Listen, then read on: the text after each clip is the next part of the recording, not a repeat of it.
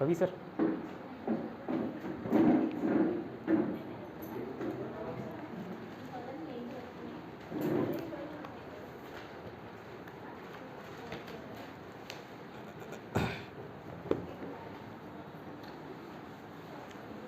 चलिए अभी पुराना याद हुआ।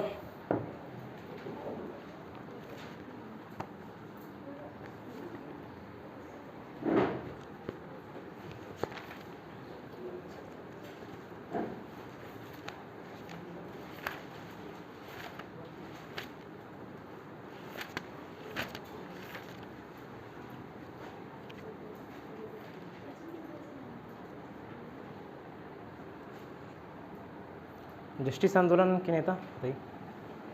जस्टिस आंदोलन किसने स्टार्ट किया? मुदलियार। कब किया? 1916। ठीक है। आत्मसम्मान नहीं बताया था ना, इसके बाद यही लास्ट था ना अपना। ठीक है। जस्टिस आंदोलन, अच्छा सॉरी, अरवईपुरम आंदोलन बताइए। ठीक है, कब हुआ नया मैम? ठीक है, 1888 अरवईपुरम 888 केरल में। ठीक है। मानव का एक जाति एक धर्म एक ईश्वर कौन बोला? एक जाति नारायण गुरु। ना कोई जाति ना कोई धर्म ना कोई ईश्वर। अय्यप्पन राजराजन। ठीक है, अय्यप्पन राजराजन। चलिए आज ये आंदोलन खत्म करते हैं। ज़्यादा ही आंदोलन पढ़ाऊंगा तो यहाँ कुछ लोग आंदोलन करना चालू कर देंगे। ठीक है, तो नेक्स्ट श्रेणी डालिए आत्मसम्मान आंदोलन। एक्स्ट्रा पेन है ना?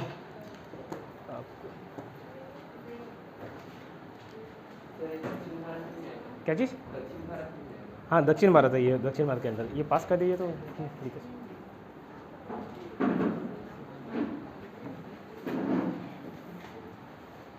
ठीक, अब देखो आत्मसम्मान कैसे याद रखोगे? कौन स्टार्ट किया? सम्मान इंसान को होता है भगवान को होता है? बताइए। भगवान को होता है। भगवान। सम्मान इंसान का होता है कि भगवान का होता है? भगवान का याद रखना। ठीक है, इंसान से ज़्यादा भगवान का। कौन से भगवान का? तो राम भगवान का। ठीक है, तो आत्मसम्मान आंदोलन के जो प्रवर्तक थे, नेता थे, वो कौन थे? ईवी रामस्वामी नायकर द्वारा। ठीक है, ईवी रामस्वामी नायकर द्वारा।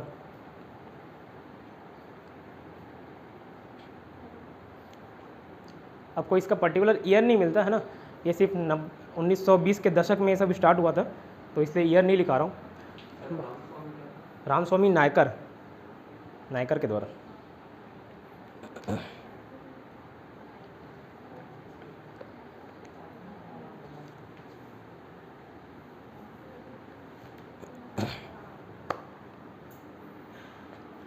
ये समझ लो इनका भी विचारधारा कहीं ना कहीं बी आर अम्बेडकर से मिलता था। इनका ये कहना था कि ब्राह्मणों का, क्षत्रियों का वर्चस्व इसलिए है, उनका सम्मान इसलिए होता है क्योंकि हम सम्मान करते हैं। ठीक है, अगर हम सम्मान करना बंद कर दें, हम पूछना बंद कर दें, तो उनका कोई अस्तित्व नहीं रहेगा। ठीक, तो इन्होंने क्या किया, जैसे हम शादी में पंडित ब्राह्मणों को बुलाते हैं, तो ऐसे इन्होंने बोला कि अब शादी में बिना ब्राह्मणों के हम विवाह कराएंगे। अपनी जाति में विवाह कराना है तो ब्राह्मणों को नहीं बुलाएंगे। ठीक है, तो हालांकि इसमें बस याद ये रखना है कि जो आत्मसम्मान आंदोलन है उसके किसके द्वारा स्टार्ट किया गया? तो रामस्वामी नायकर। ठीक है, ईवी रामस्वामी नायकर है ना। और तो ये क्या घोषणा की है कि अब से किसी के घर में भी शादी होगा तो ब्राह्मणों को नहीं बुलाया जाएगा, हम ही लोग मंत्र और पढ़ लेंगे। ठीक है, उसके अलावा क्या, मनुस्मृति जैसे बी आर अम्बेडकर जी जलाए थे, वैसे ही इन्होंने भी मनुस्मृति जलाने के लिए अपने जो फॉलोअर्स थे, अनुयायी थे, उनको प्रेरित किया। ठीक है, तो बस बता दिया स्टोरी। बाकी इतना याद रखना कि आत्मसम्मान आंदोलन कौन स्टार्ट किया? ईवी रामस्वामी नायकर। कब? वो 1920 के दशक में है, तो वो एक पर्टिकुलर कोई ईयर नहीं मिलता, तो हम उसको याद नहीं रख रहे हैं। ठीक, रामस्वामी नायकर। क्लियर? नेक्स्ट लिखिएगा वाइकुम सत्याग्रह। वाइकुम सत्याग्रह, वाइकुम सत्याग्रह, उसको इंग्लिश में भी वाइकुम सत्याग्रह लिखेंगे।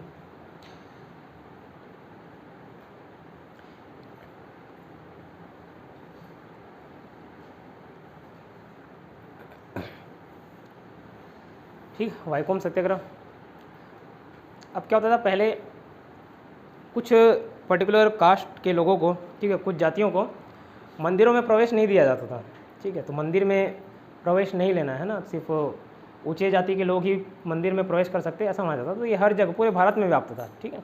तो ऐसा ही एक गाँव था वाइकुम, कहाँ, तो केरल के त्रावणकोर में, ठीक है। तो उस गांव में भी, वाइकुम गांव के एक मंदिर में ये दलित जातियों को नहीं एंट्री मिलता था, ठीक है। तो उसके नाम से एक आंदोलन चला 1924 में, उसी को हम बोलते हैं वाइकुम सत्याग्रह, ठीक है। तो लिखना 1924 में, 1924,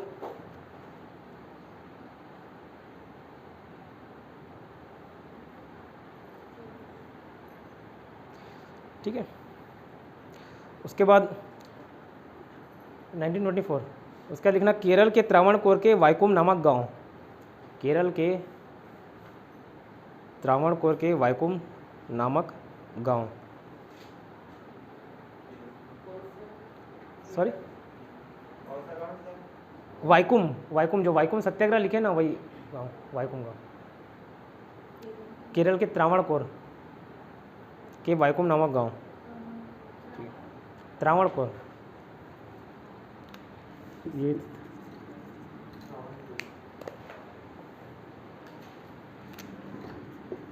त्रावणकोर, शायद यही होना चाहिए स्पेलिंग, त्रावणकोर, ठीक।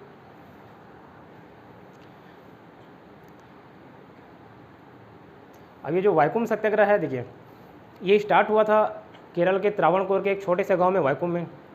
किस लिए स्टार्ट हुआ था? क्योंकि दलितों को मंदिर में एंट्री नहीं दी जाती थी। तो जब यहाँ से एक चिंगारी भड़की तो पूरे देश में समझ लो आग फैल गया, क्योंकि हर जगह के मंदिर में एंट्री नहीं मिलती थी, है ना, छोटी जातियों निचली जातियों को। तो ये वाइकुम सत्याग्रह पूरे देश में फैला। तो याद रखना कौन पूरे देश में व्याप्त था, कौन सा सत्याग्रह? तो वाइकुम सत्याग्रह पूरे देश में, लिखना देश में फैला, ठीक है। तो it spreaded all over India, ठीक है। वाइकुम सत्याग्रह पूरे देश में फैला।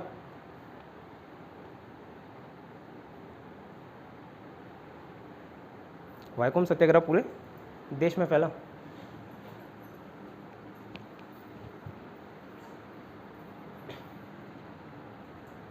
अब एक क्वेश्चन बनता है कि किस आंदोलन या किस सत्याग्रह के समर्थन में गांधी जी त्रावणकोर गए?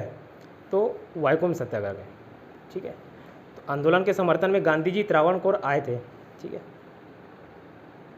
आंदोलन के समर्थन में गांधी जी त्रावणकोर आए।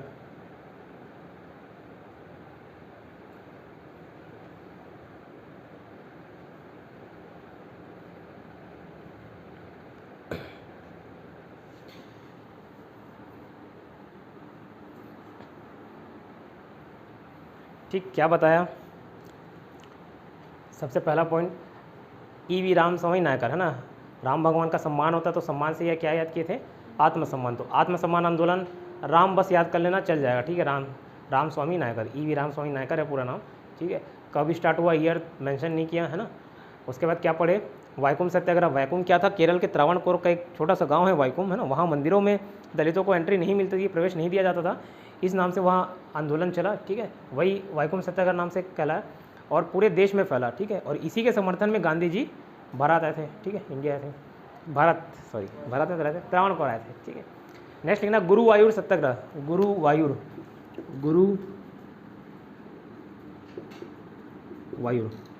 ठीक है, गुरुवायूर, गुरुवायूर।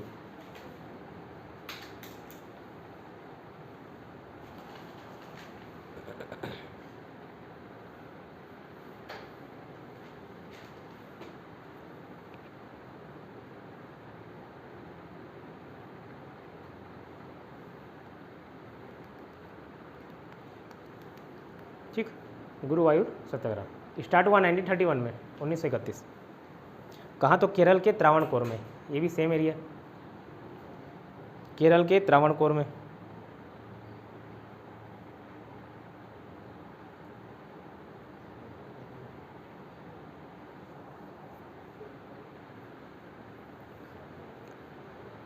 ठीक है।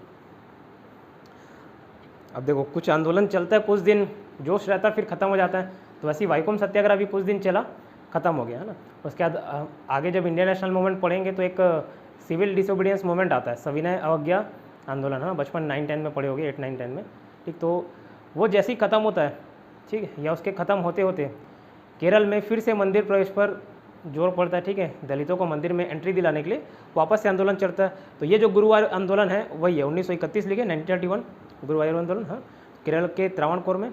तो लिख लेना सिविल डिसोबीडियंस मूवमेंट या सविनय अवज्ञा आंदोलन समाप्त होने के बाद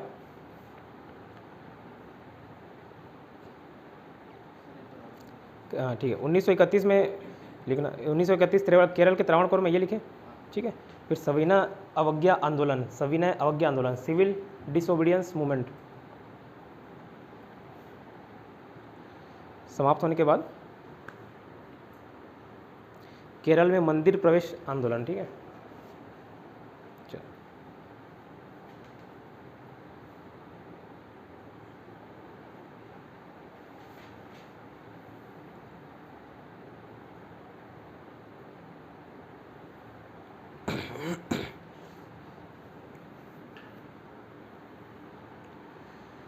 ठीक, केरल के त्रावणकोर में 1931 में, जबकि 1924 में वाइकोम सत्याग्रह था, 1931 में गुरुवायूर सत्याग्रह हुआ, ठीक। अब गांधी जी फिर यहाँ आए तो नहीं थे, बट एक के कलप्पर नाम के व्यक्ति थे, वो क्या किए, आमरण अनशन पर बैठ गए और उनकी हालत बहुत ख़राब हो गई। तो गांधी जी रिक्वेस्ट किए थे उनको कि आप अपना अनशन तोड़ दो, क्योंकि जैसे ही उसकी मृत्यु होती पूरा दंगा भड़क उठता, ठीक है। कोई भी ऐसे अनशन पर बैठता है, उसके जितने फॉलोअर रहते हैं, अगर उसकी मृत्यु हो जाती है तो स्वाभाविक सी बात है दंगा भड़कता है। जैसे आंध्र प्रदेश के लिए अलग से राज्य बनाने के समय भी दंगा हुआ था, ठीक। तो वैसे ही यहाँ पे भी गांधी जी अहिंसा चाहते थे, ठीक है। हिंसा से सख्त नफरत है उनको मालूम था कि अगर इनकी मृत्यु हो गई तो पूरा केरल में दंगा भड़क जाएगा, ठीक है। तो गांधी जी ने इनको आके समझाया था कि आप अपना अनशन तोड़िए। तो के कलप्पड़ अनशन पर बैठे थे, ठीक है। इसको नहीं लिखा रहा हूँ, बस बता दे रहा हूँ, के कलप्पड़ अनशन पर बैठे थे। गांधी जी ने उनको मनाया कि आप अनशन तोड़िए। लेकिन 1936 में पहली सफलता मिली। 1931 से लेकर 36 5 साल में पहली सफलता मिली। वहाँ जो केरल के राजा थे, ठीक है, उन्होंने सभी दलितों, सभी के लोग, मंदिर का दरवाज़ा सभी वर्गों के लिए खोल दिया, ठीक है। तो याद क्या करना, पहला क्या देखे थे, रामस्वामी वाला है ना, आत्मसम्मान आंदोलन 1920 के दशक में था, ठीक है। जस्टिस आंदोलन 1916, ठीक, जस्टिस 16, आत्मसम्मान रामस्वामी नायकर, ठीक है। वाइकोम सत्याग्रह कब हुआ, 1924, ठीक है। कौन थे उसके नेता, कोई नहीं थे, गांधी जी नहीं थे, कोई नहीं थे, मतलब स्टार्ट हुआ था, सब नेता से समझ लीजिए, ठीक है। तो 1924 में केरल के त्रावणकोर में हुआ था और इसी के समर्थन में गांधी जी त्रावणकोर गए थे, क्लियर। उसके बाद गुरुवायूर सत्याग्रह 1931 केरल के त्रावणकोर में चला, ठीक है। अब लिखना महात्मा गांधी का हरिजन उत्थान, ठीक है। उत्थान को क्या बोलेंगे पता नहीं इंग्लिश में, महात्मा गांधी का हरिजन उत्थान। इसी के अंदर मतलब नेक्स्ट पॉइंट लिखना महात्मा गांधी जी का हरिजन उत्थान।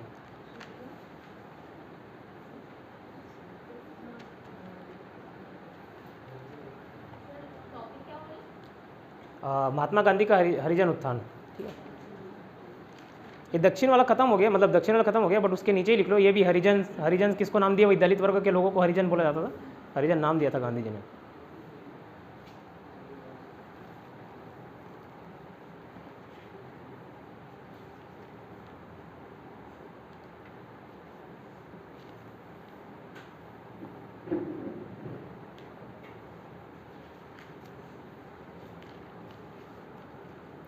बताइए, all India depressed class association की स्थापना किसने की, महात्मा गांधी, फेडरेशन था, ठीक है। चलिए लिखने महात्मा गांधी का हरिजन उत्थान। अब देखो 1932 में मैं अभी 1-2 क्लास पहले लिखाया था, पूना पैक्ट हुआ था, ठीक है। B.R. अम्बेडकर से समझौता हुआ था ना, और B.R. अम्बेडकर का पूरा जीवन निकल गया, एक पर्टिकुलर वर्ग के लोगों के लिए लड़ाई लड़ने में पूरा जीवन उन्होंने अपना दे दिया है। उनका जीवनी पढ़ना चाहिए एक बार, कितना स्ट्रगल शामिल है, ठीक है।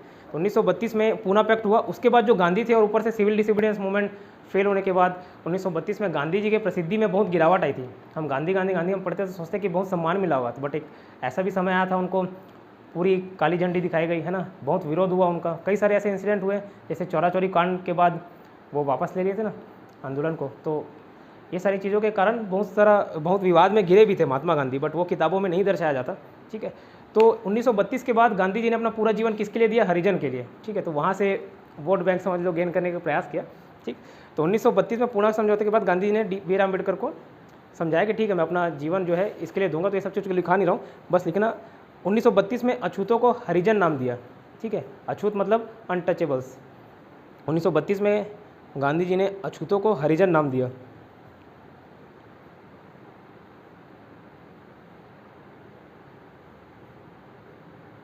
ठीक है, और हरिजन सेवक संघ की स्थापना की। ठीक है,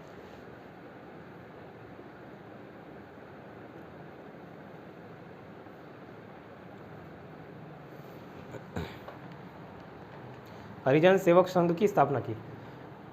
1932 में ही लिखना, all India depressed class association. All India depressed class association, English Hindi दोनों में ये लिखेंगे, all India depressed class association.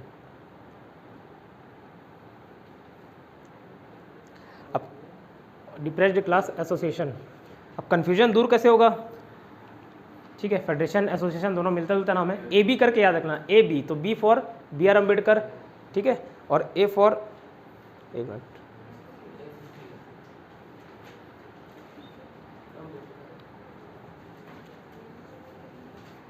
मैं ही भूल गया कैसे रिलेट किया था। ए बी,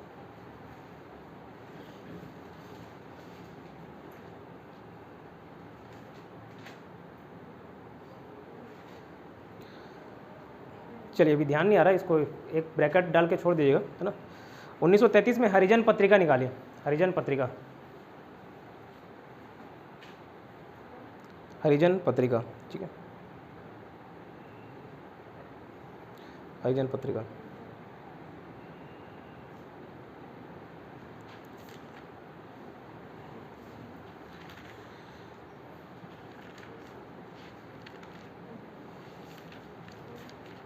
ठीक है, अब वो जो पुराना एक थियोसॉफिकल सोसाइटी आंदोलन छूटा हुआ था वो लिखेंगे, है ना, थियोसॉफिकल आंदोलन। ये वाला टॉपिक खत्म हो गया। महात्मा गांधी ने भी जो प्रयास किए थे उसको भी बता दिया। क्या 1932 में अपना जीवन हरिजन उत्थान के लिए लगाया, 1932 में ही अछूतों को हरिजन नाम दिया। ठीक है, 1933 में हरिजन पत्रिका निकाला, ठीक है, और एक हरिजन सेवक संघ की भी स्थापना की, और all India depressed class association बनाया। ठीक है, और फेडरेशन जबकि कौन था, बी आर अम्बेडकर, है ना।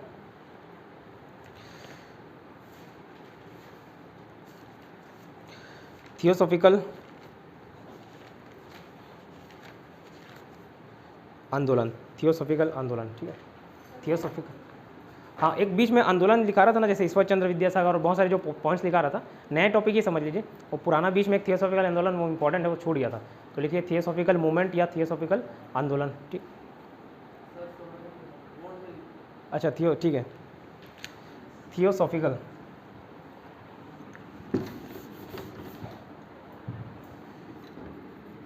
थियोसॉफिकल, थियोसॉफिकल,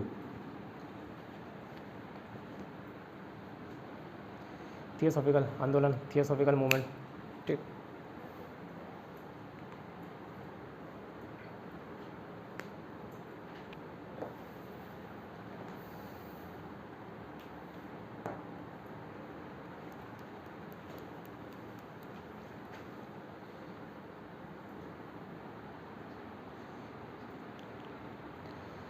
ठीक है। अब ये थियोसॉफिकल आंदोलन क्या था, देखिए, चाणक्य एक बात कहते हैं कि 4 चीज़ें पुरुष भी करते हैं और जानवर भी करते हैं। ठीक है, एक 5वां चीज़ इंसान को जानवरों से अलग करता है। ठीक, तो उसी कंसेप्ट पे बेस्ड है ये थियोसॉफिकल आंदोलन, है ना। बोलते थे आहार निद्रा च भय मैथुनम। ठीक है, आहार निद्रा भय और मैथुनम। मैथुनम मतलब रिप्रोडक्शन करना, आहार मतलब खाना खाना, खाना आप भी खा रहे हो, ठीक है, जानवर भी खा रहे हैं। ठीक है, निद्रा सो आप भी रहे हो, जानवर भी सो रहे हैं। भय का मतलब यहाँ पे शेल्टर से है। ठीक है, शेल्टर प्रोवाइड करने के लिए आप घर बना के रहना चाहते हो। ठीक है, जानवर भी चाहते हैं कि कहीं प्रोटेक्शन मिले उनको। ठीक, और रिप्रोडक्शन आप भी करते हैं, हम भी अपने वंशज बढ़ा रहे हैं, जानवर भी अपने वंशज बढ़ाते हैं। तो अगर जानवर भी यही काम करें और इंसान भी यही काम करें तो डिफरेंस क्या हुआ इंसान और जानवर के बीच। ठीक है, तो एक चीज़ इंसान को अलग बनाती है चाणक्य के अनुसार, वो है धर्म। धर्म का मतलब आप केवल पाठ पूजा वाले धर्म से नहीं लीजिए, धर्म मतलब इंटेलिजेंस। ठीक है, तो बोलते थे कि हम सिर्फ को बाहर नहीं झांकना है, अंदर भी झांकना है, अंदर क्या चल रहा है। ठीक है, ये सवाल करना है कि हम इस धरती में आए कैसे, ठीक है, क्यों आए, क्या पर्पस है। ठीक, एक साइंटिस्ट है स्टीफन हॉकिंग, शायद डेथ हो गई ना उनकी, तो उनका भी यही क्वेश्चन था, वाई वी एग्जिस्ट, हमारा अस्तित्व क्यों है इस दुनिया में, ठीक है। तो ये इसी के थ्योरी पे बेस्ड ये थियोसॉफिकल आंदोलन था, है ना। इनको लगता था कि एक हमारे अंदर एक ऐसी शक्ति है, चमत्कारिक शक्ति हम अपने अंदर डेवलप कर सकते हैं। अगर हम ध्यान करें, मेडिटेशन करें, ठीक है, ईश्वर की पूजा करें, आस्था रखें, तो हम भी अपने अंदर एक चमत्कारिक शक्ति पैदा कर सकते हैं, ठीक है। जैसे समुद्र के एक बूंद में भी पूरे समुद्र का क्वालिटी रहता है, समुद्र का पूरा पानी भी खारा रहेगा और समुद्र का एक बूंद भी खारा रहेगा, ठीक है। उसी प्रकार हम भी भगवान के एक अंश हैं, तो हमारे अंदर भी पूरी भगवान की शक्तियाँ हैं। तो इस थ्योरी पे बेस्ड था ये थियोसॉफिकल आंदोलन, है ना। तो डिटेल ऐसे लिखा नहीं रहा हूँ, बस बता दिया क्या था थियोसॉफिकल आंदोलन, ठीक। शुरुआत लिखना, शुरुआत किसने की, मैडम ब्लावत्स्की, मैडम ब्लावत्स्की, ठीक। और colonel Olcott, colonel Olcott, colonel Olcott, madam Blavatsky और कर्नल अलकाट।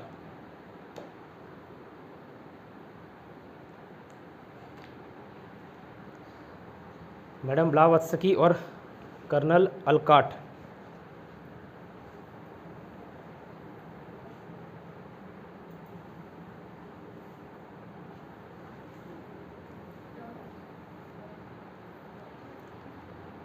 क्या हुआ, कोई समस्या? चलिए ठीक है, मैडम ब्लावत्स्की और कर्नल अलकाट, है ना। तब ये तो आंदोलन है ना। थियोसॉफिकल सोसाइटी मूवमेंट अलग है, सोसाइटी अलग है। तो सोसाइटी कहाँ स्थापना हुआ, तो लिखिए 1873 में न्यूयॉर्क में थियोसॉफिकल सोसाइटी की स्थापना की गई।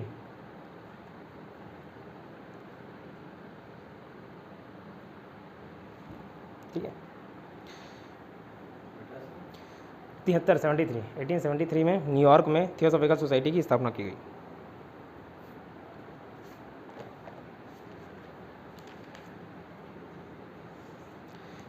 न्यूयॉर्क में थियोसॉफिकल सोसाइटी की स्थापना की, ठीक।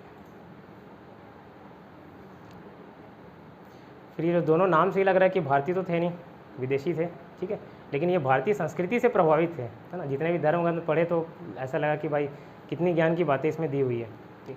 तो इन लोग भारत भी आए 1882 में भारत आए, और मद्रास के पास एक जगह है अड़ियार, ठीक है, तो वहाँ पे इन्होंने मुख्यालय स्थापित किया। तो भारत में मुख्यालय कहाँ था, अड़ियार में, ठीक है।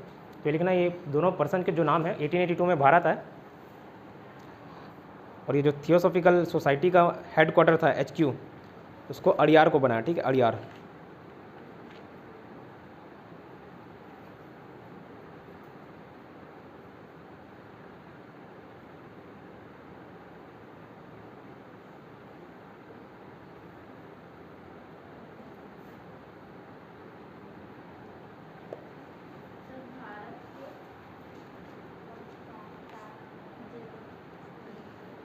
क्या भारत आए थे इन लोग, ठीक है, 1882 में भारत आए।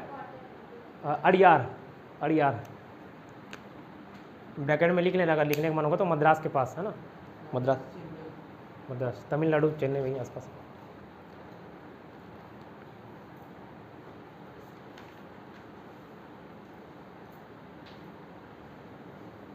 ठीक, इसी की एक मेंबर थी, थियोसॉफिकल सोसाइटी की एक मेंबर थी एनी बेसेंट, नाम सुने?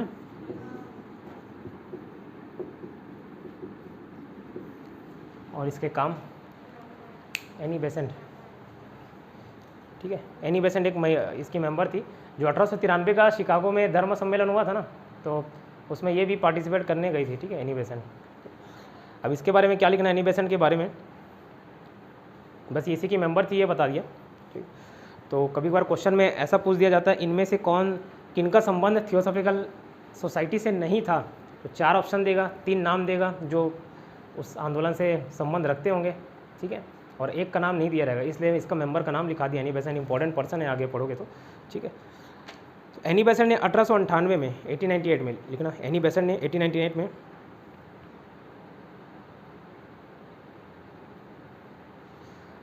बनारस में संस्कृत विश्वविद्यालय किसने बनाया था, याद है? बनारस का गवर्नर जनरल पढ़े थे तो बनारस का ही था ना, जोनाथन डंकन, ठीक है। और एक मदरसा स्थापित किए थे कौन, वॉरेन हेस्टिंग्स, है ना, तो संस्कृत विद्यालय तो लिखना 1898 में बनारस में सेंट्रल हिंदू कॉलेज, वो संस्कृत विश्वविद्यालय था। 1898 में बनारस में सेंट्रल हिंदू कॉलेज की स्थापना की, ठीक है, स्थापना एस्टेब्लिश किया।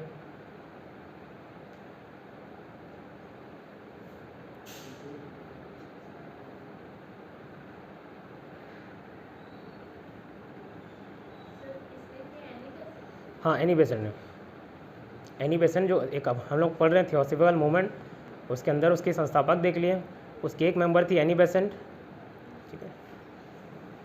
वो एनी बेसेंट ने 1898 में बनारस में सेंट्रल हिंदू कॉलेज की स्थापना की। इसी का नाम बदलकर 1916 में लिखना, इसी का नाम बदलकर 1916 में मदन मोहन मालवीय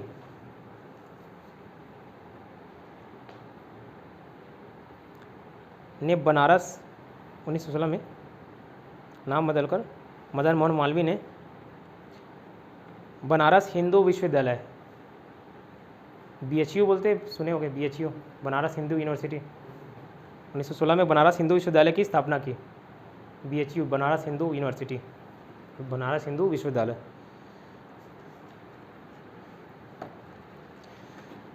इतना याद करिए भैया।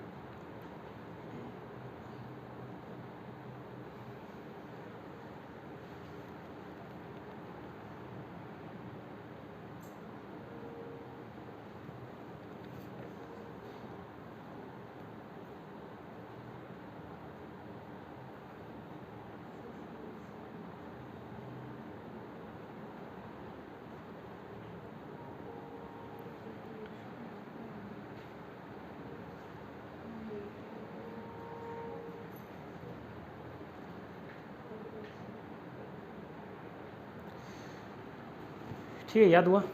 बताइए, आत्मसम्मान आंदोलन किसने स्टार्ट किया? प्रज्ञा बताओ। स्वामी आया, ठीक है। राम भगवान याद रखो, वो ऑप्शन से बन जाएगा। इधर श्रीनु सर बताइए, जस्टिस आंदोलन कौन से ईयर में हुआ? जस्टिस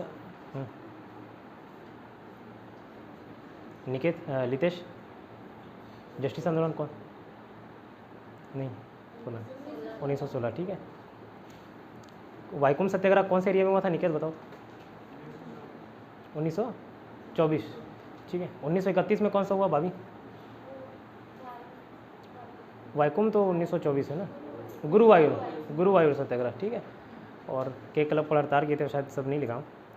अब यहाँ से टॉपिक इंटरेस्टिंग है, ये सब बोरिंग था, है ना। ऐसा मेरे को लगता है कि यहाँ से जो टॉपिक होगा, जब आधुनिक राष्ट्रवाद का उदय होता है, यहाँ से टॉपिक इंटरेस्टिंग होगा, ठीक। तो हेडिंग डालिए, स्वतंत्रता संघर्ष की शुरुआत। स्वतंत्रता संघर्ष की शुरुआत, ग्रोथ या फिर rise of modern nationalism. Rise या फिर growth of modern nationalism. Rise English, Hindi, Hindi. स्वतंत्रता संघर्ष की शुरुआत, rise of modern nationalism. Rise या ग्रोथ एक ही मतलब। राइज मतलब उदय हो जाएगा, ठीक है। राइज या growth of modern nationalism. Nationalism राष्ट्रवाद, राष्ट्र, नेशनल, नेशन, राष्ट्रवाद, नेशनलिज्म। पहले पॉइंट लिखो, फिर एक्सप्लेन कर देता हूँ, ठीक है। कारण है ना, फैक्टर्स लिखना, फैक्टर्स जो मतलब ये जो उदय हुआ, ठीक है, जो भारत में आधुनिक राष्ट्रवाद के उदय का कारण क्या था, फैक्टर्स क्या थे, वो लिखो। पहला, सामाजिक तथा धार्मिक आंदोलन, socio and religious movement. Socio and religious movement, सामाजिक तथा धार्मिक आंदोलन। दूसरा,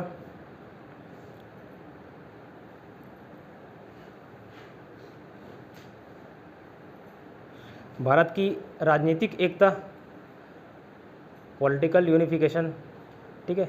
भारत की राजनीतिक एकता, political unification of India. Bharat की राजनीतिक एकता, पॉलिटिकल यूनिफिकेशन ऑफ इंडिया।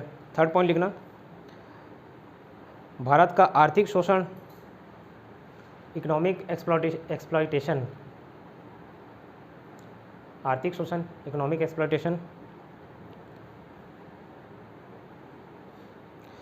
पाश्चात्य चिंतन तथा शिक्षा का प्रभाव, पाश्चात्य चिंतन तथा शिक्षा का प्रभाव। Effect of western thoughts and education. Effect of पाश्चात्य चिंतन तथा शिक्षा का प्रभाव। पाश्चात्य चिंतन तथा शिक्षा का प्रभाव, western, effect of western thought and education, ठीक है।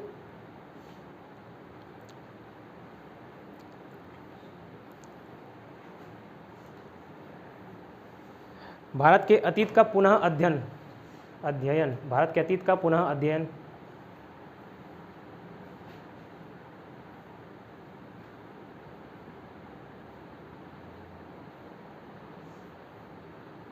देखो, इसको इंग्लिश में ऐसा लिख सकते हो, रिवाइवल ऑफ ओल्ड कल्चर, जो पुराने कल्चर थे, जो पुराने रीति रिवाज थे, ठीक है। रिवाइवल ऑफ ओल्ड कल्चर, यह भारत के अतीत का पुनः अध्ययन। भारतीय समाचार पत्र तथा साहित्य की भूमिका, ठीक है। भारतीय समाचार पत्र तथा साहित्य की भूमिका। Role of Indian press and literature. Role of Indian press and literature, भारतीय समाचार पत्र तथा साहित्य की भूमिका।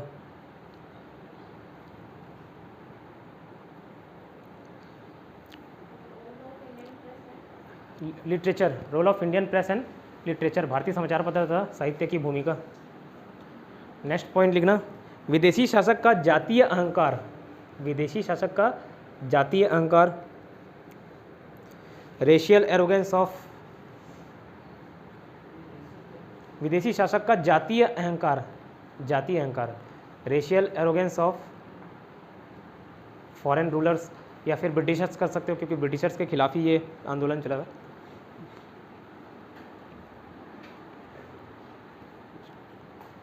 ठीक। नेक्स्ट पॉइंट लिखना, लॉर्ड लिटन की अन्यायपूर्ण नीतियाँ। नेक्स्ट पॉइंट लिखना, लॉर्ड लिटन की अन्यायपूर्ण नीतियाँ, ठीक है। लॉर्ड लिटन की अन्यायपूर्ण नीतियाँ, पॉलिसीज़ है ना, लॉर्ड लिटन की जो पॉलिसीज़ थी, अब उसके अंदर ABCD पॉइंट डाल लेना, लॉर्ड लिटन ने क्या क्या पॉलिसीज़ लाए थे, ABCD। लॉर्ड लिटन की अन्यायपूर्ण नीतियाँ या पॉलिसीज लिख सकते हो डायरेक्ट।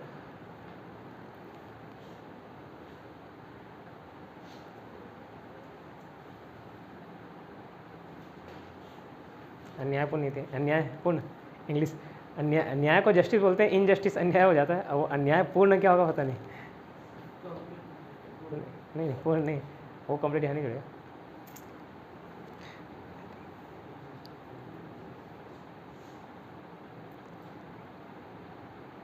ठीक है, पॉलिसीज वो पॉलिसीज़ के अंदर ABCD पॉइंट डालना। पहला, ICS की उम्र घटा दी गई 1876, ICS की उम्र घटा दी गई, इंडियन सिविल सर्विसेज की उम्र घटा दी गई। ठीक है, reduce the age limit, ICS Indian civil service, अभी जो होता है ना IAS, वैसे वो ICS था, इंडियन सिविल सर्विस। ICS की उम्र घटा दी गई। ठीक है, ब्रैकेट में लिखना 1876।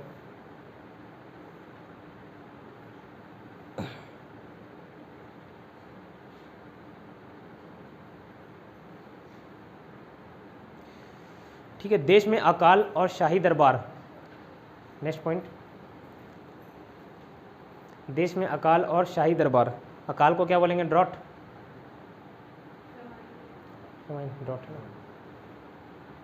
ड्रॉट शायद सूखा हो जाता है ना, सूखा, वही तो एक ही मतलब है, सूखा अकाल। देश में अकाल और शाही दरबार 1877।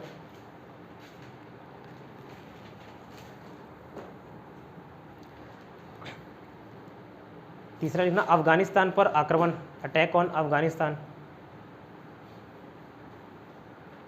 Attack on Afghanistan.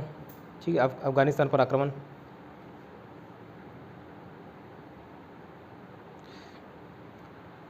शस्त्र अधिनियम, आर्म्स एक्ट, ब्रैकेट में लिखना 1878।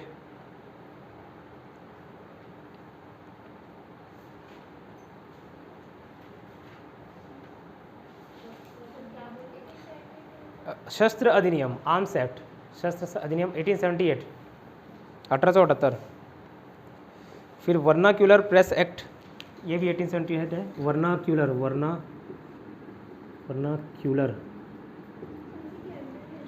हाँ, वो पॉलिसीज जो पढ़ रहे हैं ना, लिटन की पॉलिसीज, उसी के अंदर है। वर्नाक्यूलर प्रेस एक्ट 1878,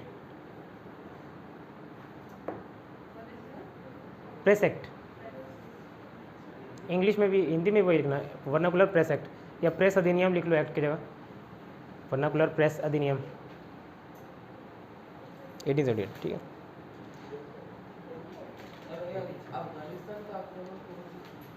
ईयर वो 2-3 आक्रमण होते हैं अफगानिस्तान के। किसका? वर्नाकुलर प्रेस एक्ट, हाँ 1878, 1878। ठीक है, 9th लिखना, यातायात तथा संचार साधनों का विकास, इसके पॉलिसीज़ के अंदर नहीं है, अब नेक्स्ट पॉइंट लिखना। ठीक है, यातायात तथा संचार साधनों का विकास, संचार के साधनों का विकास।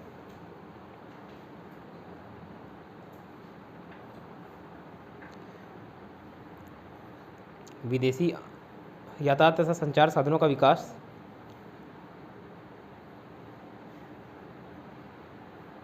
नेक्स्ट पॉइंट लिखना, विदेशी आंदोलन का प्रभाव, effect of foreign movements, effect of foreign movements, विदेशी आंदोलन का प्रभाव।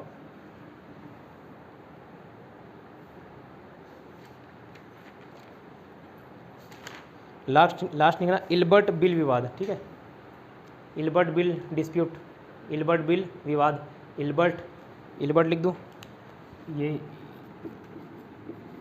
इल्बर्ट बिल विवाद, इल्बर्ट बिल डिस्प्यूट।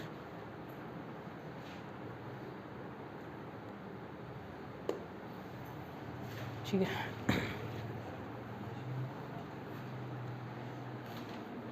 अब देखिए इतने सारे पॉइंट्स, कुछ छूटा किसी का?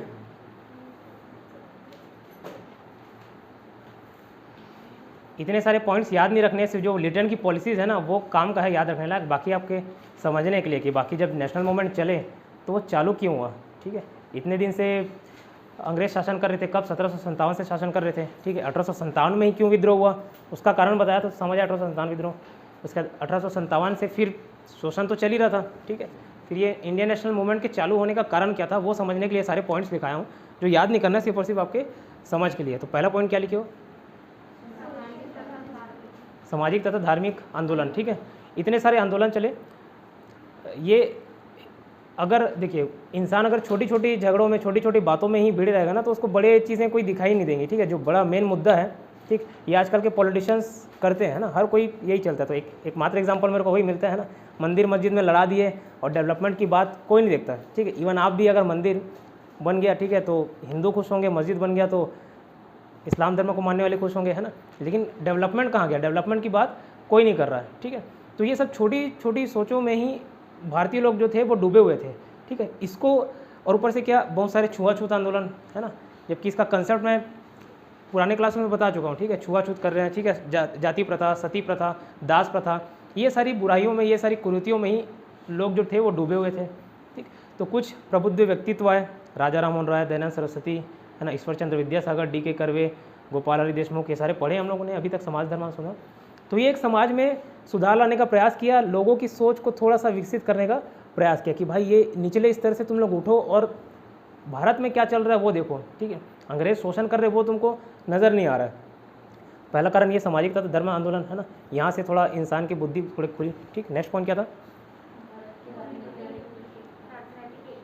राजनीतिक एकता। देखो भारत में पहले अलग अलग जगह अलग अलग वो शासन था, मराठे, राजपूत, है ना, मराठे में भी अलग अलग प्रकार के मराठे थे, है ना, राजपूतों में भी अलग राजपूत, ठीक है।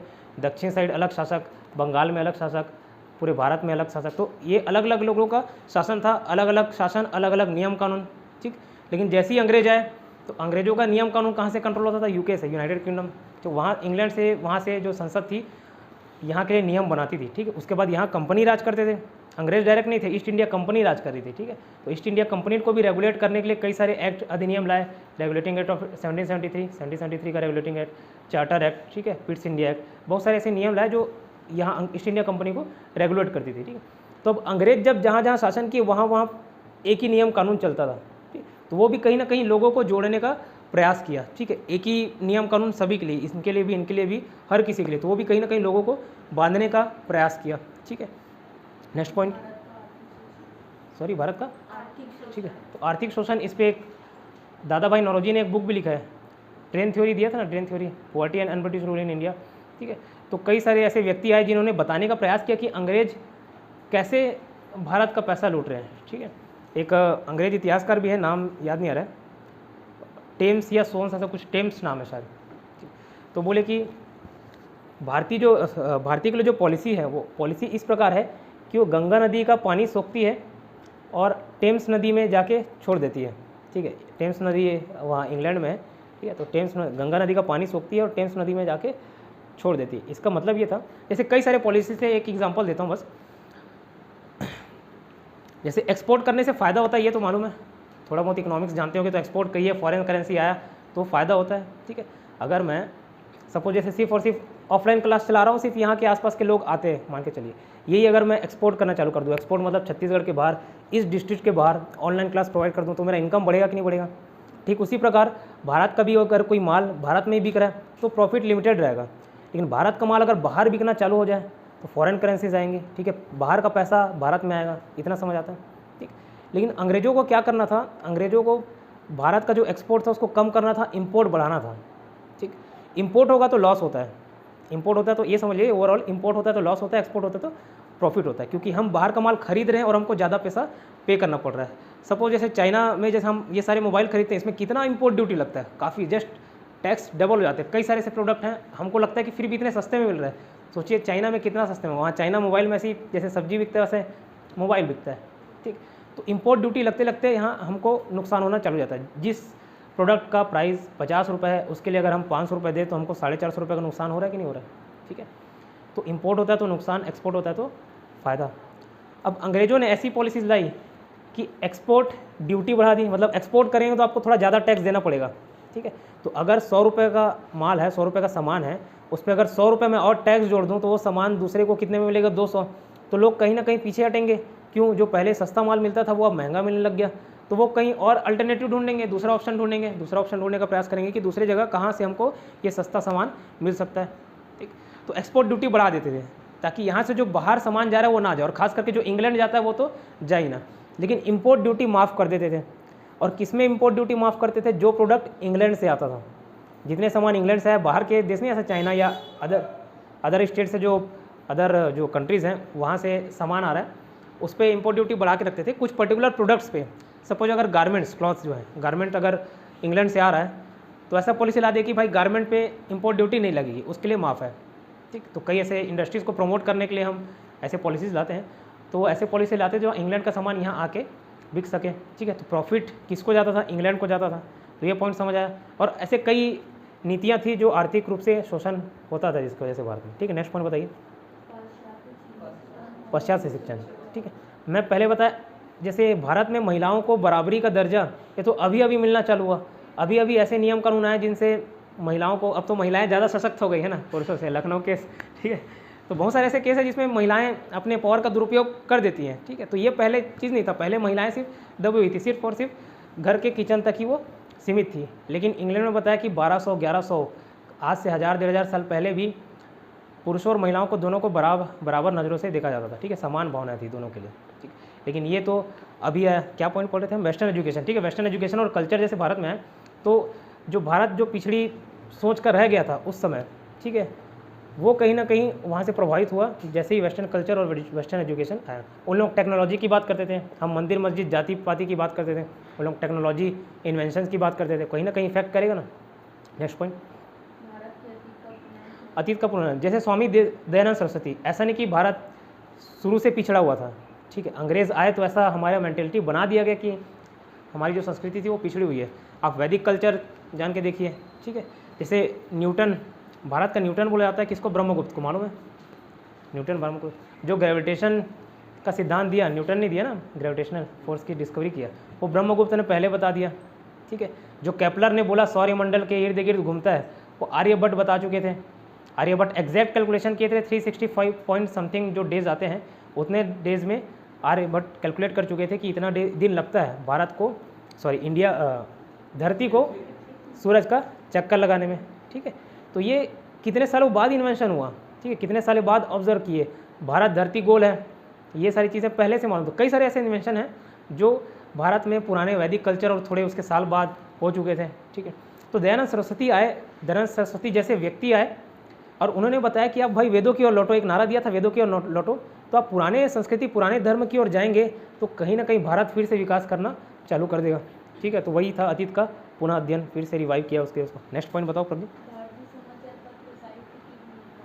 ठीक है, हर किसी को क्या है, बड़ी बड़ी जो पॉलिसीज़ रहते हैं वो समझ नहीं आती, ठीक है। हर किसी को जो बड़ी बड़ी पॉलिसीज़ रहती है वो समझ नहीं आती। समझ लीजिए जैसे नोटबंदी की है, मोनेटाइजेशन डीमोनेटाइजेशन है ना, नोटबंदी की है, ठीक। और कई सारे ऐसे पॉलिसीज़ लाए, तो इसका इफेक्ट क्या आपको कुछ समझ नहीं आया, बस आपको थोड़ा सा ये लगा कि परेशानी हुई भाई।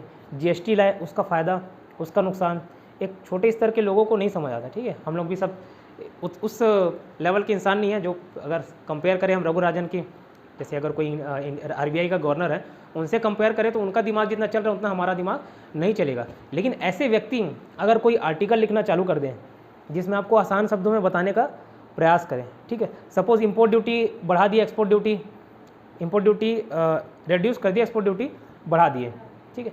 लोगों को शायद उतना समझ नहीं है, हर एक लोगों को समझ नहीं है, या जिनसे उसका लेना देना है नहीं, जो व्यापारी है उनको तो समझ आएगा भाई, जो नुकसान होने व्यापारी को तो समझ आएगा। जैसे जीएसटी का प्रभाव, जैसे व्यापारी लोग बुराई करते हैं, हम लोगों को क्या कोई लेना देना नहीं, लेकिन व्यापारी देखना बुराई करते ज़्यादातर, ठीक है। तो उन पर्सन को तो समझ आएगा, लेकिन बाकी जो व्यक्ति हैं, जो आम लोग हैं, उनके लिए ये थोड़ा समझ से परे होगा, ठीक है। लेकिन अगर कोई ऐसे प्रबुद्ध व्यक्ति है ना, इंटेलिजेंट पर्सन लोग अगर एक आर्टिकल लिखना चालू कर दें और उसको डिस्ट्रीब्यूट कर दें आसान शब्दों में, जो आम भाषा है, आम नागरिक है जिन भाषा को समझ सके, उस भाषा में अगर समझाने का प्रयास किया जाए तो सभी को लोगों को समझ आएगा।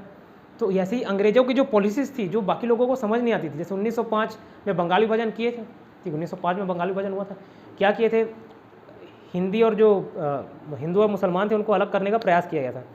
तो उन्होंने उस टाइम कर्जन ने एक मूर्खतापूर्ण तर्क दिया था कि सिर्फ राजनीतिक सशक्तिकरण के लिए हम इसको अलग कर रहे हैं, ताकि एक दो डिस्ट्रिक्ट बनेंगे, जैसे रायपुर और दुर्ग, एक सपोज एक डिस्ट्रिक्ट रहते, अब रायपुर और दुर्ग को अलग अलग कर दिया गया। क्या रीज़न देके कि ताकि एक दुर्ग के लिए अलग कलेक्टर बैठे, रायपुर के लिए अलग कलेक्टर बैठे, दुर्ग को अलग से ध्यान दिया जा सके, रायपुर को अलग से ध्यान दिया जाए। एक छोटा सा एग्जांपल दे रहा हूँ। तो वैसे ही बंगाल के लिए भी एक ऐसी तर्क दिया गया कि एक अलग यूनिट हो, है ना, अलग पॉलिटिकल, अलग एडमिनिस्ट्रेटिव यूनिट बने और दूसरा अलग यूनिट बने, तो ध्यान शायद हम ज़्यादा आसानी से दे सकते हैं। क्लियर। तो वैसे ही ये लोगों को समझ नहीं आती थी ऐसा क्यों कर रहे हैं, ठीक है, लेकिन कुछ इंटेलिजेंट पर्सन थे, उन लोगों को तो समझ आता होगा। तो वो क्या किए, प्रेस में छापना चालू किए। कई सारे अपने खुद के पत्रिका निकालते थे, प्रेस निकालते थे, न्यूज़पेपर निकालते थे, समाचार पत्र निकालते थे, कई अपने आर्टिकल्स निकालते थे। तो उन आर्टिकल्स में बताने का प्रयास किया है कि इंग्लैंड की पॉलिसीज़ क्या है, किस प्रकार से आपका शोषण किया जा रहा है और आपको समझ भी नहीं आ रहा है। ठीक है, नेक्स्ट पॉइंट बताओ। जातीय अहंकार, ठीक है। उन लोग यहाँ आते थे, मैं पहले बोला, देखो भारतीय लोगों के रहने का जो रहन सहन है, कल्चर है, वो काफ़ी अलग है। ठीक है, वहाँ शुरू से जैसे चेयर पे बैठ के खाते, यहाँ नहीं खाते थे। ठीक है, यहाँ कोई राजा से बड़े बड़े राजा महाराजा भी ज़मीन में बैठ के खाते थे। ठीक है, कई लोग का ड्रेसिंग सेंस कैसे लुंगी पहन रहे हैं, है ना। साउथ इंडियन में अभी भी जाओगे तो वहाँ लुंगी पहनते हैं। ठीक है, यहाँ के भी कई लोग ऐसे लुंगी पहन लिए, या ऊपर जो थे कपड़ा पहनते नहीं थे। ठीक है, आदिवासियों को देखते थे, आदिवासी यहाँ कैसे रहते हैं। ठीक है, तो यहाँ का रहन सहन उनको थोड़ा अजीबोगरीब लगता था। ऐसा लगता था कि इन लोग निम्न जाति के लोग हैं, एकदम असभ्य है। ठीक है, बर्बर जाति है, असभ्य है। तो अपने आप को बहुत श्रेष्ठ समझते थे। उसके बाद जो इंग्लैंड के लोग थे ज़्यादातर सबके सब गोरे। ठीक है, तो काले लोगों से भेदभाव चलता था उनका। ठीक है, गोरे लोग और काले ये सब लाने लगे। तो कहीं ना कहीं वो अगर अपने आप को बड़ा दिखाने का प्रयास करेंगे तो कहीं ना कहीं जो हीन महसूस कर रहा है, ठीक है, जो लो फील कर रहा है, वो तो कहीं ना कहीं उसके खिलाफ आवाज़ उठाएगा, है ना। अगर मान के चलिए यहीं मैं बताने लग जाऊँ कि आप एकदम लो कास्ट के हो, लो जाति के हो, ठीक है, अब भले आप ब्राह्मण से, लेकिन अगर मैं बोलने लग जाऊँ एकदम आपका दिमाग एकदम कमज़ोर है, मंद बुद्धि हो, कहीं ना कहीं मेरे लिए चिड़ पैदा होगा कि नहीं होगा। ठीक है, तो विद्रोह करोगे नहीं। तो ठीक इसी प्रकार जातीय अहंकार भी एक कारण बना। नेक्स्ट पॉइंट था लिटन की अन्यायपूर्ण नीति है। ठीक है, ICS की इंडियन सिविल सर्विसेज। अब बताओ, जैसे मान के चलिए जनजातियों के लिए एक राजा नियुक्त करना है।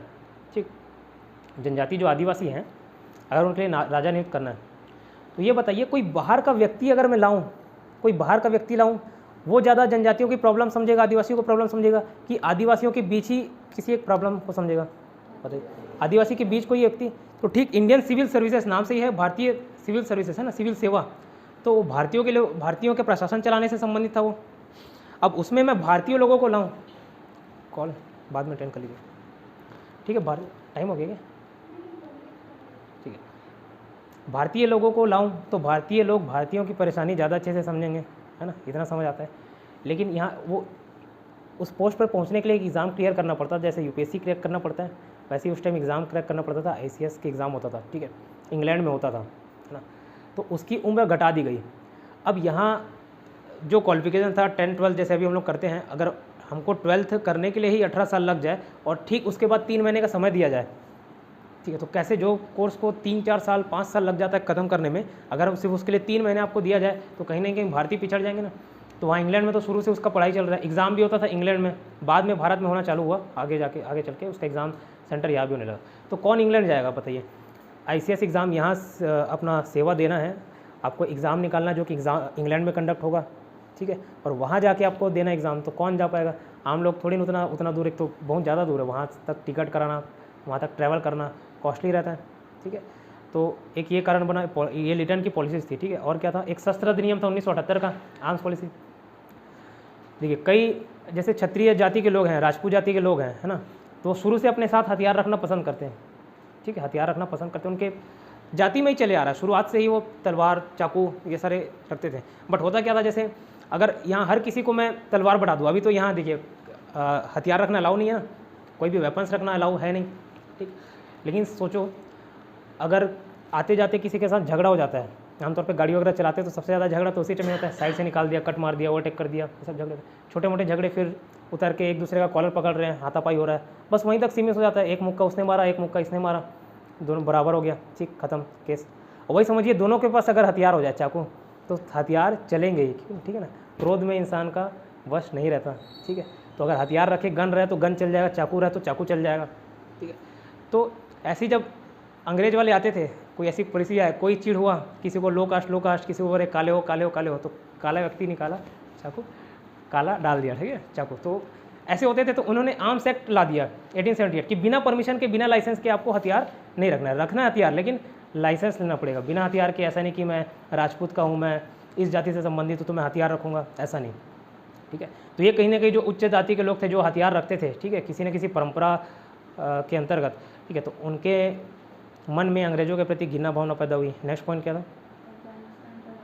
अफगानिस्तान पर आक्रमण। देखिए अफगानिस्तान भारत के बाद पाकिस्तान है, पाकिस्तान के बाद अफगानिस्तान है, तो अफगानिस्तान पे रशिया और ब्रिटिशर्स, ठीक है, ब्रिटिशर्स मतलब इंडिया समझ लो, वहाँ पे भारत पे राज कर रहे थे ब्रिटिश, इन दोनों के लिए अफगानिस्तान को हथियाने के लिए समझ लो वॉर चल रहा था, ठीक है। तो सिर्फ और सिर्फ ब्रिटिशर्स नहीं चाहते थे कि अफगानिस्तान पे रशिया का कब्जा हो, क्योंकि पाकिस्तान तब तक भारत का हिस्सा था जब ब्रिटिशर्स थे, तो सीधा सीधा कंट्रोल किसका जाता? रशिया का, मतलब बॉर्डर पे फिर डिस्प्यूट होना चालू हो जाता। तो वो चाह रहे थे कि अफगानिस्तान पर रशिया को कैसे भी भगाया जाए। तो ये दोनों शक्तियाँ आपस में लड़ रही थी। तो प्रथम आंग्ल अफगान युद्ध हुआ था, द्वितीय आंग्ल अफगान युद्ध हुआ था। कब हुआ था बताइए? आंग्ल अफगान युद्ध 1839 शायद हुआ था क्या? वो तो सिख युद्ध बता रहे हो, 1839 वगैरह शायद हुआ था मेरे ख्याल से, 1839 है ना। तो प्रथम द्वितीय आंग्ल अफगान युद्ध हुए है ना, तृतीय आंग्ल अफगान युद्ध हुए, तो कई सारे अफगान युद्ध हुए जिसमें युद्ध का कोई रिजल्ट नहीं निकला, ठीक है, युद्ध का कोई रिजल्ट निकला, कोई जीता कोई हारा नहीं, ऐसा किसी का पर्टिकुलर पावर वहाँ पे अफगानिस्तान में बन गया, ऐसा कुछ नहीं था, ठीक है। छोड़िए मत देखिए आंग्ल अफगान, छोड़िए, ठीक है। लेकिन क्या हुआ, इतना लड़ाई झगड़ा करने की वजह से रिसोर्सेस लगते भाई, है ना, सैनिक मारे जाएंगे, युद्ध लड़ोगे तो सैनिक मारे जाएंगे, हथियार खरीदने पड़ेंगे, हथियार बनाने पड़ेंगे, ठीक है, पैसा लगेगा, कितना पैसा वेस्ट होता है, कितने प्रॉपर्टीज़ का नुकसान होता है, ठीक है। और प्रॉपर्टीज़, पैसा, इंसान किसके लग रहे थे? इंडिया के लग रहे थे, ठीक है। अफगानिस्तान का युद्ध हुआ है, कोई हासिल नहीं आ रहा है, कुछ हासिल नहीं आ रहा है, सिर्फ नुकसान हो रहा है किसका? इंडिया का। तो ये समझ आया, अफगानिस्तान पे युद्ध हुआ जिसका कोई रिजल्ट निकला। नेक्स्ट पॉइंट क्या था? अच्छा देखो, देश में अकाल, इंग्लैंड को सिर्फ और सिर्फ प्रॉफिट से मतलब था, है ना। यहाँ के अगर आपके परिवार में किसी पर्सन के ऊपर आपत्ति आती है, ठीक है, विपत्ति आती है, तो आप मदद करोगे कि नहीं करोगे? करोगे, स्वाभाविक सी बात है, ठीक है। अगर किसी को कोई फाइनेंशियल क्राइसिस से जूझ रहा है तो उनका फाइनेंशियली हेल्प करने का प्रयास करोगे, ठीक है। कोई भूखा मर रहा है तो कम से कम सामान पहुँचाओगे। तो वैसे ही समझ लो भारतीयों को एक परिवार के रूप में देखो, एक भारतीय दूसरे भारतीय का सगा संबंधी, ठीक है। अगर भारतीय लोग शासन करते और कहीं अकाल पड़ता तो एक राज्य दूसरे राज्य की मदद करता था, ठीक है। कोई बात नहीं, आज आपके राज्य में अकाल पड़ा कर हमारे राज्य में अकाल पड़ सकता था, ठीक है। तो मदद करते थे, एक भारतीय दूसरे भारतीयों की मदद करते थे। लेकिन अंग्रेज़ आए तो उनको क्या लेना देना है? उनका वन एंड ओनली मोटिव क्या रहता था? प्रॉफिट कमाना, ठीक है, समझ आया, प्रॉफिट कमाना। तो वो अकाल पड़े कुछ पड़े उससे कोई लेना देना नहीं रहता था। पूरा 1/3, कई सारे ऐसे अकाल पड़ोगे आप कि 1/3 आबादी साफ हो गई थी बंगाल की। मतलब सोचो 33 लोग हैं तो 11 लोग मर गए, 100 लोग हैं तो 33 लोग साफ हो गए, बाकी 67 लोग जो बचे भी उनका पूरा हड्डी पसली सब दिख रहा है, ठीक है।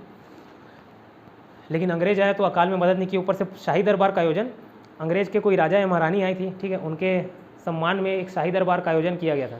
तो अंग्रेजों जो भारतीय जनता थी उनको लगा कि यहाँ हम लोग भूख से मर रहे हैं और वहाँ इतना पैसा खर्च कर जाओ, ठीक है, फूलों से उनकी राहें सजा रहे हो, ठीक है। तो ये सारी चीज़ें भारतीय जनता को रास नहीं है। नेक्स्ट पॉइंट क्या था? Vernacular press act. ये कुछ ऐसा था कि भारतीय, अब देखो प्रेस के कारण ही नेशनलिज्म का उदय हुआ, राइज हुआ, ठीक है, ग्रोथ हुआ। तो इनको अंग्रेजों को धीरे धीरे समझ आने लगा। शुरुआत में हिंदी भाषा नहीं समझते थे, फिर बाद में बहुत सारे ट्रांसलेटर, अब मान के चलिए यहाँ पे मैं अगर तेलुगु भाषा में बोलने लग जाऊँ तो किसको समझ आएगा? सिर्फ जो तेलुगु जान रहे हैं उन्हीं को समझ आएगा, ठीक है। छत्तीसगढ़ी बोलने लग जाऊँ तो जो छत्तीसगढ़ी है उसको समझ आएगा। तो वैसे ही जब हिंदी भाषा में लेख लिखा करते थे, संस्कृत में लिखा करते थे, तो किसको समझ आएगा? जो हिंदी संस्कृत जान रहे हैं। तो अंग्रेज शुरू में नहीं जानते थे, लेकिन इतने साल से रहोगे तो धीरे धीरे भाषा का ज्ञान होने लगेगा कि नहीं लगेगा। फिर अंग्रेजों को ये समझ आने लगा कि भाई ये जो प्रेस है ये थोड़ा सा हम लोग के लिए घातक सिद्ध हो सकता है। तो यहाँ पे कई सारे ऐसे नियम कानून लगाए जो प्रेस लोग के लिए अगेंस्ट था, ठीक है। तो वैसे पॉलिसीज़ लाए, जो आप ऐसा आर्टिकल लिखोगे अंग्रेजी शासन के खिलाफ तो आपका प्रतिबंध लगा दिया जाएगा, आपका न्यूज़पेपर निकलने नहीं दिया जाएगा, ठीक है। तो जो चार्ल्स मेडकॉफ पढ़े थे ना, प्रेस के मुक्तिदाता, ठीक है, तो वो सारे ऐसे हटाए थे, कई लोगों ने लाया और कई लोगों ने हटाया। और क्या था नेक्स्ट पॉइंट? ठीक है, जैसे 1853, 54, 55 ये सब क्या चला? 53 में रेलवे चला, ठीक है। तो एक जगह से दूसरे लोग आने जाना, आवागमन चालू हो गया, ठीक है, ट्रैवलिंग चालू हो गया। तो देखिए सपोज़ कोई नॉर्थ इंडिया का पर्सन साउथ इंडिया जा रहा है, ठीक है, यहीं का अगर कोई आप ट्रेन बैठोगे, कोई लंबा सफ़र अगर किए होगे तो रास्ते में कितने प्रकार के लोग नहीं मिलते, कई स्टेट के लोग मिलते, कई जगह के लोग मिलते हैं। तो वैसे ही एक छोटा सा एग्जांपल दे रहा हूँ वो ट्रैवलिंग का, इसका कनेक्शन कैसे है। मान के चलिए आप स्टेशन में जा रहे हैं, रेल में जा रहे हैं, है ना, एक कोई पर्सन बैठा वो रोना गाना कर रहा है कि अंग्रेज इस प्रकार का शोषण करते हैं हमारे यहाँ ऐसा पॉलिसीज़ लाते हैं, ठीक। दूसरा पर्सन भी वही रोना गाएगा, ठीक है, वही रोना रोएगा, है ना, क्यों, उसके यहाँ भी अंग्रेज शासन कर रहे हैं, उसके यहाँ भी वही पॉलिसीज़ हैं, उसके यहाँ भी वही शोषण हो रहा है, तो वो भी, तो एक प्रकार से उन लोग जुड़ जाएंगे कि नहीं जुड़ जाएंगे। कॉमन जहाँ सिमिलैरिटीज़ मिलती है ना वहाँ कनेक्शन बैठ जाता है, ठीक है, ह्यूमन साइकोलॉजी है। अगर जैसे आपका फेवरेट कलर ग्रीन है और मैं भी बोलता हूँ मेरा भी फेवरेट कलर ग्रीन है, तो एक कनेक्शन बढ़ जाएगा धीरे धीरे। आप साहू हैं, अच्छा मैं भी साहू हूँ, ठीक है, तो एक कनेक्शन बढ़ जाएगा। जितने सिमिलैरिटीज़ कॉमन ढूंढे हुए, अगर ये काम आ सकता है किसी का रिलेशन एस्टेब्लिश करना हो तो, बताना हो तो, जितने कॉमन सिमिलैरिटीज़ ढूंढ सको, ठीक है। आपको आपका फेवरेट डिश डोसा है, हाँ मेरा भी डोसा है, ठीक है, तो ऐसे सिमिलैरिटीज़ ढूंढते हैं तो एक कनेक्शन बैठता है। तो वैसे ही शोषणकारी नीतियाँ ये कनेक्शन का काम की किसके, अलग अलग राज्यों के लोगों में, ठीक है। नेक्स्ट पॉइंट क्या था, विदेशी आंदोलन का। देखिए अंग्रेजों को 1757 की प्लासी का युद्ध हुआ था, 500 लोग 50,000 से लड़े थे तो जीत गए। तो वहाँ पे भारतीय जनता को क्या लगा कि ये लोग तो चीटिंग से जीते, 500 लोग 50,000 को जीते, पर चीटिंग से ही जीते थे। मीर जाफर की सेना तो लड़ी ही नहीं, सिर्फ खड़े होकर मुँह ताकती रह गई, है ना। लेकिन जब बक्सर का युद्ध हुआ, इधर मुगल बादशाह लड़ा, कौन, शाह आलम द्वितीय, अवध का नवाब लड़ा शुजाउद्दौला, इतनी भारी भरकम सेना, उसके बावजूद जब ब्रिटिशर्स उनको हरा देती है 1764 में बक्सर के युद्ध में, ठीक है, तो उनको वहाँ से भारतीय जनता के मन में क्या जाता है, यार कहीं ना कहीं कुछ तो दम है, दम कम है, यहाँ कोई चीटिंग जैसा पॉलिसी नहीं था, सिर्फ और सिर्फ अपने सैनिक बल पर इन्होंने बक्सर का युद्ध जीता था। तो यहाँ से भारतीय जनता के मन में क्या बैठ गया कि ये इतने ताकतवर हैं कि इनको कोई नहीं हरा सकता, ठीक है। लेकिन जब ये बाहर के आंदोलन के बारे में सुने, कई ऐसे विदेशी आक्रमण हुए, चीन में कुछ फाइट हुए, है ना, जिसमें छोटी संख्या बड़े संख्या की सैनिकों को हरा देती थी, तो कहीं ना कहीं भारतीयों के मन में यह है कि यार हम भी इनसे क्यों डरें, ठीक है, हम भी इनको हरा सकते हैं। अगर कोई बाहर हरा सकता है, बाहर वाले शासक हरा सकते हैं, तो हम भी हरा सकते हैं। तो ये नेक्स्ट पॉइंट क्या था, इल्बर्ट विवाद। इल्बर्ट विवाद क्या था,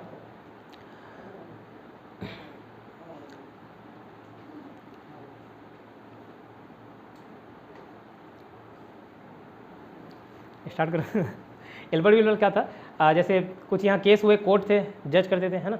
तो देखिए अगर कोई भारतीय क्रिमिनल है ना, क्रिमिनल नहीं हुआ, भारतीय समझ लीजिए संदिग्ध व्यक्ति है या उसके ऊपर अभी तक दोषी व्यक्ति है, ठीक है, दोषी तभी हुआ नहीं है, तो उनका जो केस है वो कौन देखता था, इंग्लैंड वाले भी देख सकते थे, जो ब्रिटिश जज होते थे वो भी देख सकते थे, इंडियन जज भी दोनों देख सकते थे, ठीक है। लेकिन जो गोरे व्यक्ति थे, गोरे व्यक्ति मतलब इंग्लैंड के जो लोग थे, है ना, अगर वो क्राइम किए तो उनका केस कौन हैंडल करेगा, सिर्फ और सिर्फ गोरे जज करेंगे। गोरे जज मतलब इंग्लैंड वाले जज करेंगे, ठीक है, इंग्लिश व्यक्ति करेंगे। तो उससे होता क्या था, अगर कोई मर्डर करके भी निकल जाता तो उनको 5-6 महीने 7 महीने की सज़ा दे दी जाती थी, ठीक है। एक रहता ना, अगर मैं छत्तीसगढ़ी हूँ तो छत्तीसगढ़ के प्रति थोड़ा सा झुकाव रहेगा, तो ये रहता ही है, तो इंग्लैंड में झुकाव रहता है, ठीक है। तो इल्बर्ट बिल विवाद भी एक इसमें से शामिल था, जिसमें गोरे लोग सिर्फ गोरे लोगों की सुनवाई करते थे, ठीक है, और भारतीयों का सुनवाई कोई भी कर सकता था। तो गोरे लोगों को कम सज़ा मिलता था, भारतीय लोगों को ज़्यादा सज़ा मिल जाती थी।